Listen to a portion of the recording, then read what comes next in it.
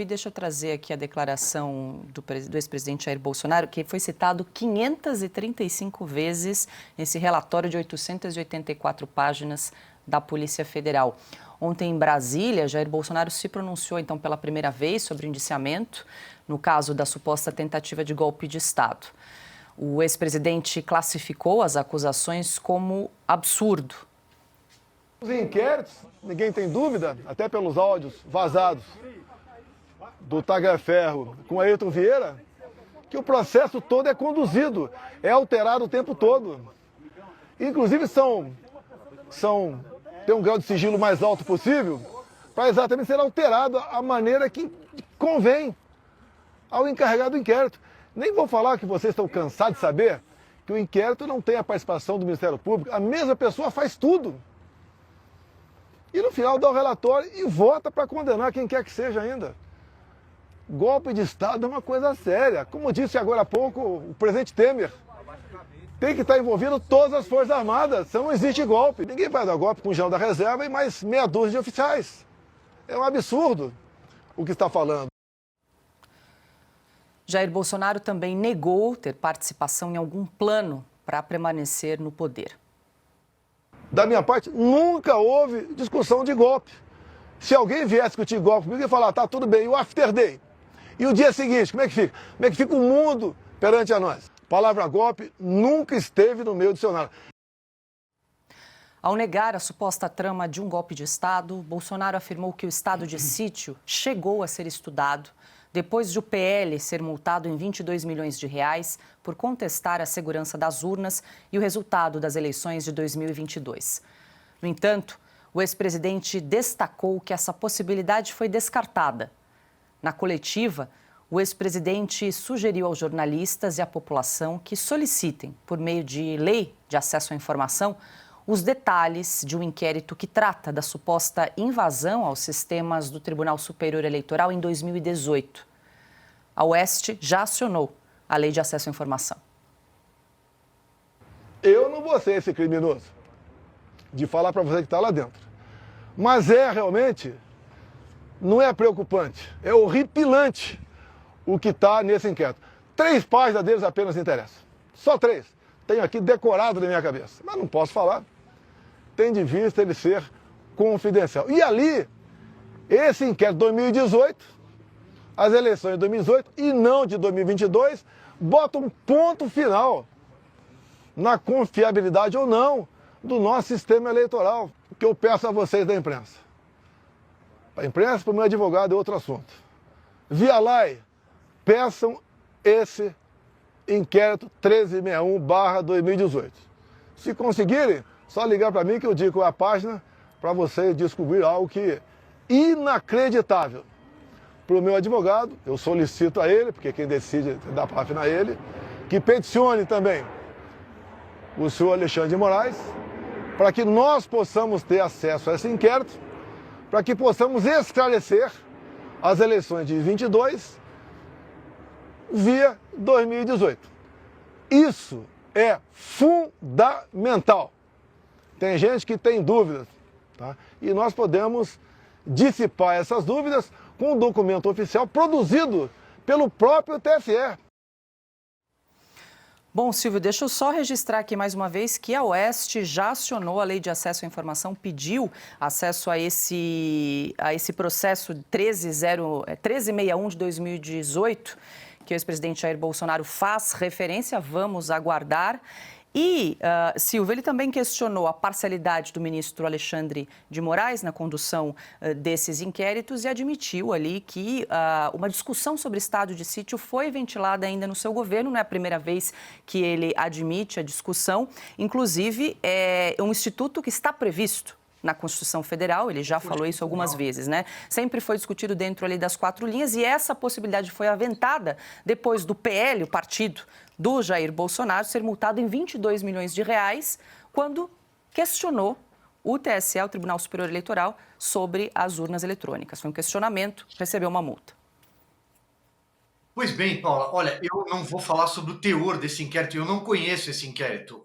A nossa reportagem faz jornalismo, é o que a gente pratica na Revista Oeste. Então, nós solicitamos com base na Lei de Acesso à Informação e, se for concedida a informação, nós vamos prestar contas para o nosso público, para os nossos telespectadores, para os nossos leitores. Ponto. Então, eu não vou entrar no mérito daquilo que eu não sei.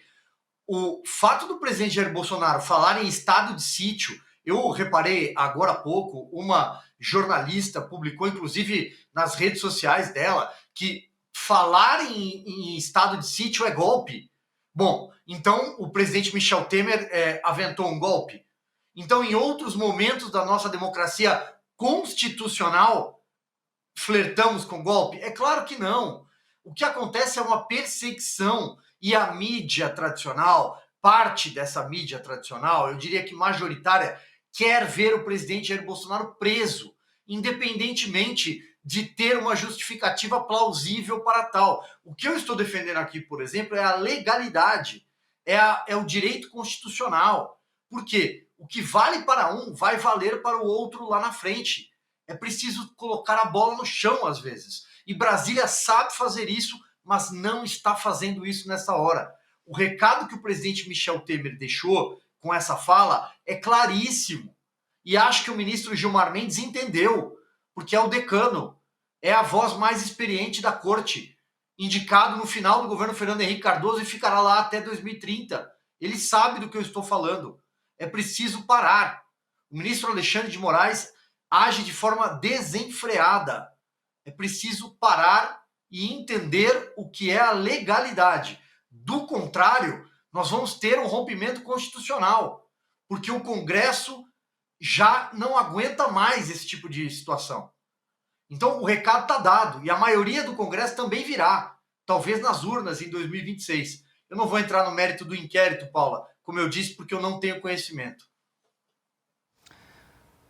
Piotr, suas considerações, a gente estava aqui até inclusive discutindo do artigo 21 da Constituição Federal. Compete à União, inciso 5º, decretar estado de sítio, estado de defesa e a intervenção federal. E a gente acompanhou ali o ex-presidente Jair Bolsonaro admitindo que houve ali uma discussão da possibilidade de se decretar o estado de sítio. Que ele disse, eu preciso ver se tem um remédio, na opinião dele, o país precisava de um remédio constitucional, consultou a Constituição, como não tinha, não foi adiante. Mas mesmo assim que fosse adiante, a decisão era dele, mas ele tinha que solicitar ao Congresso Nacional, o estado de sítio está lá, é esse o procedimento.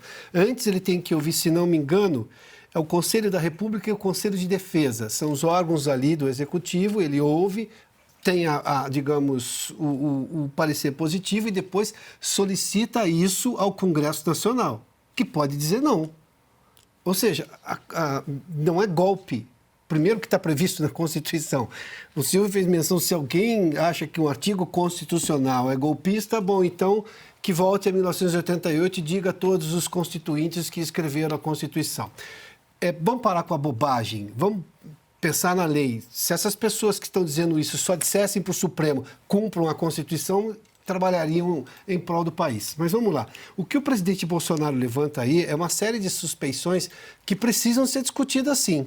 Vamos lá. Com relação à questão dos relatórios da Polícia Federal, qualquer que seja, no mesmo dia daquele suicida, do caso triste de suicídio lá na Praça dos Três Poderes, houve uma reunião secreta. Desta reunião, no Palácio da Alvorada, estava o chefe da Polícia Federal, junto com alguns ministros do Supremo Tribunal Federal. O que ele estava fazendo lá? Dias depois, vem todo esse inquérito aberto pela Polícia Federal, em relação à questão, sobretudo, do golpe.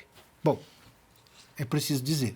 O ministro Alexandre de Moraes, em que pese o fato da condição dele de ministro, a suspeição dele está apontada naquelas matérias reveladas pela Folha de São Paulo, em que ele dizia como queria, via o juiz auxiliar, como queria que o perito do TSE fizesse exatamente o laudo para ele julgar, que ele iria julgar posteriormente. Qual é a relação que tem agora o ministro Alexandre de Moraes? Como é que essas conversas se dão com o chefe da Polícia Federal, que estava com ele nessa mesma reunião com o presidente da República, o presidente Lula, no Palácio da Alvorada, lá naquele dia? Ou seja, eu estou falando aqui de suspeições. E se você tem muita suspeição, você começa obviamente, duvidar ou a ter preocupação com a lisura do processo. E se você tem essa suspeição sobre a lisura do processo, como ir adiante? Nós estamos falando de uma coisa séria. Eu vou repetir uma frase do Silvio aqui, né? Adultos são adultos. Adultos tratam com, obviamente, a maturidade de um adulto. Não se pode ir adiante dessa maneira porque você gera mais dúvida ainda num país que está, obviamente, fraturado, porque viu a sua Constituição ser fraturada. O Estado jurídico brasileiro hoje, ele inexiste porque você não tem certeza de absolutamente nada, dada a insegurança jurídica que se criou sobre quase tudo. Daí o presidente Bolsonaro aponta todas essas suspeições e sobre esse inquérito, por exemplo, de 2018, e ainda está em sigilo. Ainda em sigilo, e que trata, obviamente, também da capacidade do sistema eleitoral brasileiro ser credível, ser insuspeito com relação a fraudes.